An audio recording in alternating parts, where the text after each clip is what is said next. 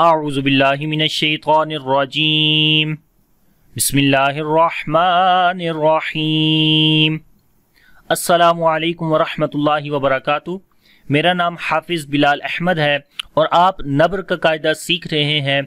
नब्र का मतलब होता है आवाज़ का बुलंद करना। तो पिछली क्लास के अंदर हमने नबर के बारे में पढ़ा कि नबर कहते किसे हैं, और पिछली क्लास के अंदर हमने ये भी पढ़ा कि 3 टर्म्स ऐसी हैं कि जिनके अंदर हम नबर करते हैं। तो उनमें से आज पहली जो टर्म थी वो इंशाल्लाह हम पढ़ेंगे। तो यहाँ पर आप ये देख सकते हैं कि नंबर 1 टर्म जो है यहाँ पर लिखी हुई है, जो हमने पढ़ी थी साबित वक्फन, यानी कि जब हम इन मिसालों के ऊपर रुकेंगे तो नबर करेंगे, व साक़ित वसलन, और जब हम मिलाकर पढ़ेंगे तो उस वक्त नबर नहीं करेंगे। तो ये कौन कौन सी मिसालें हैं ये अभी हम पढ़ते हैं।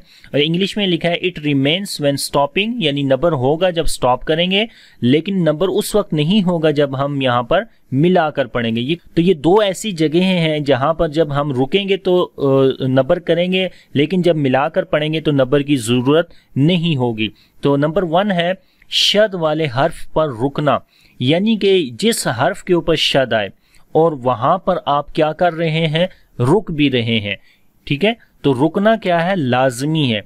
अगर आप रुकेंगे नहीं, मिलाकर पढ़ेंगे तो नबर नहीं करेंगे उस वक्त। ठीक है, क्योंकि यह हमने इस टर्म के अंदर पढ़ा कि साबित वक्फन, यानी कि जब वक्फ करेंगे तब नबर करेंगे। तो इसी वजह से हमने कहा कि शद वाले हर्फ पर रुकना, जब रुकेंगे शद वाले हर्फ के ऊपर, किसी जगह के ऊपर भी शद वाला हर्फ है आखिर में और आप वहां पर रुक रहे हैं, स्टॉप कर रहे हैं, तो उस वक्त वहां पर आपने नबर करना, यानी कि उस आखिरी वाले हर्फ की आवाज को बुलंद करके पढ़ना है।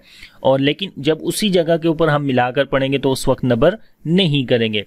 दूसरी जो जगह है वही है हमजा पर रुकना, जब वो हुरूफे मद्दा या हुरूफे लीन के बाद आए। ये इंशाअल्लाह हम आगे दूसरी क्लास के अंदर पढ़ेंगे कि जब आखिर में हमजा आ जाए तो उस वक्त वहां पर जब रुकेंगे तो नबर करेंगे, लेकिन उसी जगह के ऊपर जब मिलाकर पढ़ेंगे तो नबर की फिर ज़रूरत नहीं रहती, फिर हम वहां पर नबर नहीं करेंगे। इंशाअल्लाह मैं डिटेल में आपको बताऊंगा तो आपको ये चीज़ें समझ आ जाएंगी। तो आज नंबर 1 पढ़ते हैं शद वाले हर्फ पर रुकना।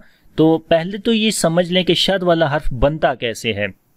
तो यहाँ पर आप देखें कि शद वाला हर्फ ये लिखा हुआ है सा ज़बर सा और शद के साथ है। तो इस शद वाला हर्फ इदगाम के कायदे के मुताबिक अगर पहला हर्फ साकिन हो, यानी कि उसके ऊपर जज़म हो, सुकून का साइन हो, और दूसरा हर्फ मुतहर्रिक हो यानी ज़बर ज़ेर पेश वाला हो, तो उस वक्त क्या करते हैं कि पहले वाले हर्फ को दूसरे वाले हर्फ के साथ मिला देते हैं, मर्ज कर देते हैं। तो उस वक्त ये एक हर्फ बन जाता है जब जो कि उसके ऊपर शद आ जाती है। ठीक है, तो यानी कि ये शद आती कैसे है ये हम पढ़ रहे हैं। ये इदगाम का एक कायदा है कि पहले वाला हर्फ साकिन हो, दूसरा मुतहर्रिक हो, तो पहले साकिन वाले हर्फ को मुतहर्रिक वाले हर्फ के अंदर मिलाएंगे तो ये एक हर्फ बन जाएगा। लिखने में तो एक होगा, लेकिन असल में यहाँ पर 2 हुरूफ होते हैं, जो कि यहाँ पर आप देख सकते हैं कि पहला साकिन है, दूसरा मुतहर्रिक है। अब हम इस कायदे की तरफ चलते हैं। ये इसलिए पहले बताया कि इससे आपको कायदा समझने में काफ़ी आसानी होगी। कायदा हमने ये पढ़ा था कि शद वाले हर्फ पर रुकना। असल जो मिसाल है वो ये है वबस्सा, तो असल मिसाल है सा के ऊपर शद, और हमने कायदा ये पढ़ा कि जब शद वाले हर्फ पर रुकना है तो उस वक्त यहाँ पर हम नबर करेंगे। तो जब हम यहाँ पर रुकते हैं तो हम पढ़ते हैं व बस, तो ये बगैर नबर के है। ठीक है, यानी कि नबर हम आवाज़ को उठा नहीं रहे, सा की आवाज़ को बाकी हुरूफ की निस्बत जो कि वाव और बा है उसकी निस्बत हम सा की आवाज़ को नॉर्मल ही पढ़ रहे हैं व बस, और यहाँ पर क्या कर रहे हैं, रुक भी रहे हैं। अब होता क्या है कि हमें नबर की ज़रूरत क्यों पड़ती है। यहाँ पर ये देखें लिखा है हम यहाँ नबर क्यों करते हैं, क्योंकि जब आप शद वाले हर्फ पर रुकते हैं तो वहाँ सुनने वाले के लिए एक इबहाम रह जाता है। ठीक है, यानी कि उसके लिए कंफ्यूजन बन जाती है कि जब आपने इस हर्फ के ऊपर रुके हैं कि तो उसको पता नहीं चलता कि आपने शद वाला हर्फ पढ़ा है या जज़म वाला। ठीक है, तो ये कंफ्यूजन उसके जहन में आ जाती है कि इबहाम सा रह जाता है कि आपने जिस हर्फ के ऊपर आप रुक रहे हैं उस हर्फ के ऊपर आपने जज़म पढ़ी है या शद है वहां पर। तो अगर तो आप बगैर नबर के पढ़ेंगे तो वो ये समझेगा कि यहाँ पर आपने सा के ऊपर जज़म पढ़ी है, तो जो कि गलत है। हालांकि सा के ऊपर जज़म तो है ही नहीं, सा के ऊपर तो शद है। तो इस वजह से हम नबर करते हैं उस सुनने वाले को ये बताने के लिए कि उसका जो इबहाम है उसको दूर करने के लिए कि भाई सा के ऊपर जज़म नहीं है बल्कि सा के ऊपर शद है और हम यहाँ पर रुके भी हैं। तो इस वजह से जब हम यहाँ पर सा की आवाज़ को ऊंचा करके पढ़ेंगे बाकी हुरूफ की निस्बत, तो उसको पता चल जाएगा कि यहाँ पर इसने सा की आवाज़ को बुलंद किया है, इसका मतलब है कि यहाँ पर सा के ऊपर शद है। तो ये जो उसका इबहाम होगा, उसके जहन में जो कन्फ्यूजन होगी वो क्लियर हो जाएगी। ठीक है, तो उम्मीद है कि ये आपको समझ आ गई होगी कि शद वाले हर्फ पर जब हम रुकेंगे तो नबर क्यों करते हैं। और अगर सेम मिसाल पे जब हम मिसाल के तौर पर हमने कहा कि जब हम यहाँ रुकेंगे तब नबर करेंगे, लेकिन जब हम यहाँ पर मिलाकर पढ़ते हैं वाबसा, तो जब हम मिलाकर पढ़ते हैं तो नबर की ज़रूरत नहीं होती। क्यों? क्योंकि सुनने वाले को पता चल जाएगा कि आपने सा को 2 दफ़ा यहाँ पर पढ़ा है, तो इस वजह से नबर की ज़रूरत नहीं होती। नबर की ज़रूरत उस वक्त होती है कि जब इबहाम पैदा हो जाए, कन्फ्यूजन पैदा हो जाए। तो जब रुकेंगे तो कन्फ्यूजन पैदा हो जाएगी कि यहाँ पर जज़म पड़ा है कि शद पड़ी है, तो ये बताने के लिए हम यहाँ पर नबर करेंगे। लेकिन जब हम इन्हीं मिसालों के ऊपर मिलाकर पढ़ेंगे तो उस वक्त नबर की ज़रूरत नहीं पड़ती, क्योंकि उस वक्त सुनने वाले को ये पता चल जाता है कि यहाँ पर सा के ऊपर आपने जो है वो 2 दफ़ा सा पढ़ा है, वाबसा। तो पहली दफ़ा आवाज़ आएगी वाबस, तो ये पहला सा हम पढ़ रहे हैं क्योंकि मैंने आपको बताया पहला सा साकिन हो, दूसरा मुतहर्रिक हो, तब ये शद वाला हर्फ बनता है।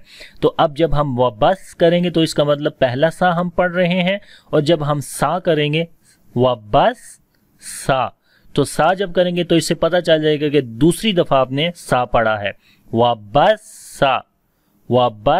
सा। तो उस वक्त नबर की ज़रूरत नहीं पड़ती। उस वक्त सुनने वाले को क्लियर हो जाता है कि आपने यहाँ पर 2 दफ़ा सा पढ़ा है, तो हर चीज़ क्लियर है, तो नबर की ज़रूरत नहीं पड़ेंगे। तभी हमने कहा कि साबित वक्फन, जब वक्फ करेंगे तब नबर करेंगे, लेकिन जब मिलाकर पढ़ेंगे तो नबर की ज़रूरत नहीं रहती। उम्मीद है कि नबर के बारे में अभी आपको यहाँ पर समझ आ गई है। लेकिन जब मैं आप वही बात बता रहा था कि जब हम रुकेंगे तो उससे ये पता चलेगा कि आपने एक ही हर्फ पढ़ा है, तो ये जो दूसरा हर्फ है सा के ऊपर ज़बर वाला, वो कहाँ गया। तो उस दूसरे हर्फ को सुनने वाले को बताने के लिए कि यहाँ पर दूसरा हर्फ भी है, क्योंकि शद है तो दूसरा हर्फ भी यहाँ पर मौजूद है, इस वजह से हम यहाँ पर आवाज़ को ऊंचा करते हैं, तो ये दूसरा हर्फ भी वाज़े हो जाता है। अब पढ़ते कैसे हैं वो हम पढ़ेंगे। तो बगैर नबर के पढ़ेंगे वाबस। तो देखें, अब इससे पता चल रहा है कि आप सा के ऊपर जज़म पढ़ रहे हैं, लेकिन जब हम नबर के साथ पढ़ेंगे तो आवाज़ आएगी वाबस। ठीक है, ऐसे आवाज़ ऊंची हो रही है। नॉर्मल कैसे? वाबस। और नबर के साथ वाबस। ठीक है, आगे वाली मिसाल बगैर नबर के, क्योंकि यहाँ पर भी रॉ के ऊपर शद है, लेकिन जब बगैर नबर के पढ़ेंगे तो महसूस होगा कि आपने यहाँ पर जज़म पढ़ी है, तो आवाज़ आएगी मुस्ताकिर।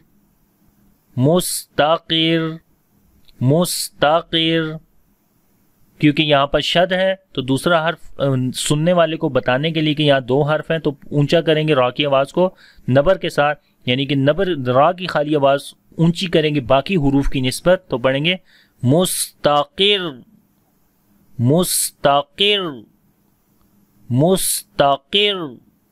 ठीक है, इसी तरह आगे आखिरी मिसाल फातवाल।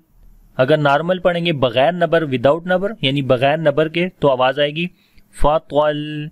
तो दूसरा लाम कहा गया जो पेश के साथ होगा, तो उस वक्त हम पढ़ेंगे, जब रुकेंगे तो पढ़ेंगे फातवाल।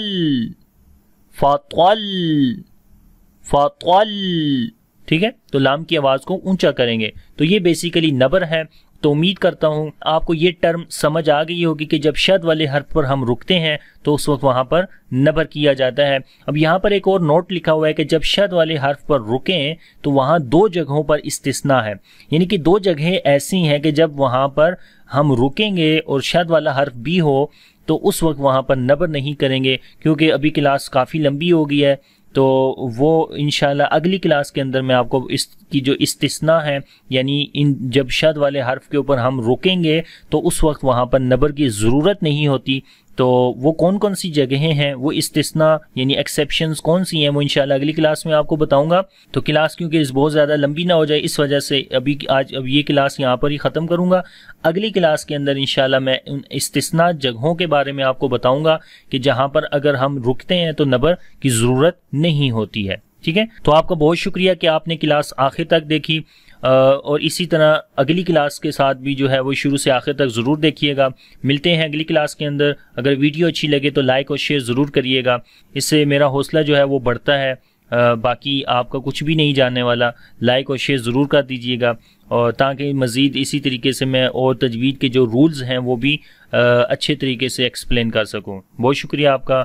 Stay tune. अल्लाह हाफिज़। अस्सलामु अलैकुम वरहमतुल्लाहि वबरकातुहू।